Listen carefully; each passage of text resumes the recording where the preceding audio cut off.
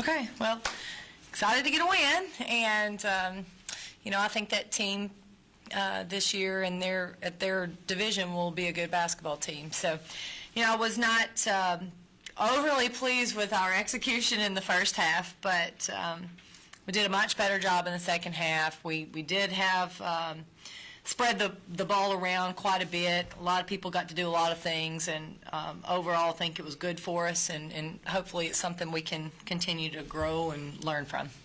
How big was it for Alexa to come out and hit those 2 3-pointers to start the second half? Well, she was obviously struggling there in the first half, and I thought she looked really good. This is funny. I thought she looked really good in warm-ups at halftime, out shooting. I mean, she looked aggressive. She was carrying herself well, so I felt good about it.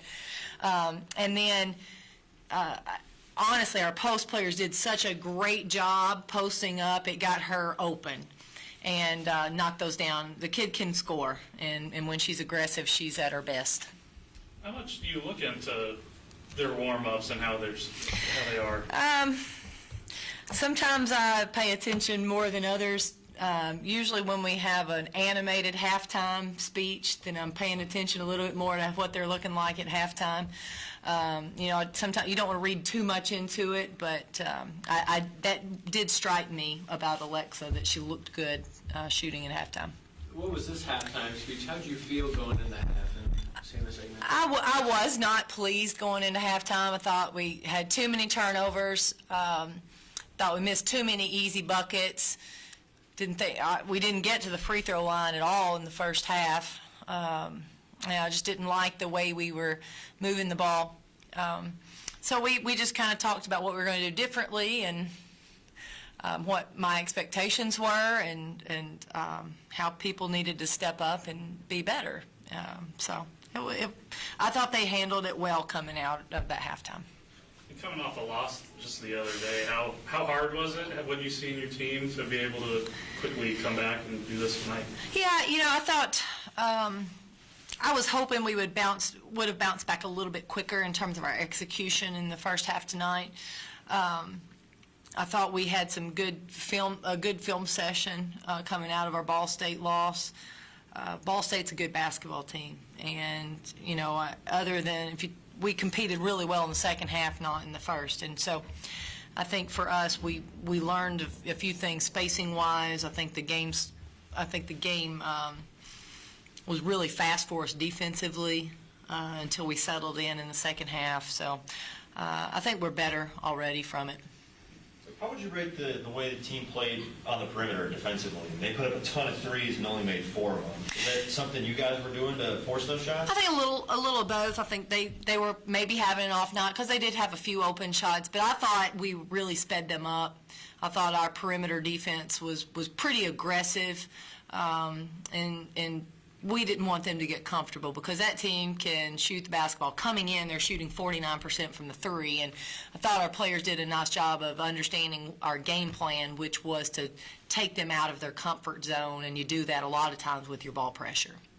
And on the flip side of that, Liza is not going to usually go 0 for 6 and 4 for 13, 0 for 6 from three-pointer, 4 for 13 from the field. Yeah, no, she's not. And I know she's one that's uncharacteristic for her. I know but she can still do some good things for us, and fortunately we're able to step up with different people to score, and I think that's going to be needed this year. She can't carry us all season every night, and I think she's going to be good the majority of the time, but if we do have another off night, we've got to have other people step up and score. How tough is it just 2 minutes into the game, seeing Danielle go down and what you know about her injury? Yeah, that's honestly, it was really tough to see. I know she hit her head pretty hard, so I don't know, maybe day to day, but they took her back in the locker room during the game, so I don't think it looks good, but we'll kind of see how she comes out of it in the morning.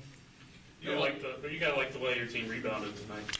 I did. I thought we crashed the boards well. I thought we boxed out well at times. We're trying to be very disciplined in that area, and I think there's still some work to do, but I thought they did a nice job. And to get everybody to pretty much play today, how big was that for you guys?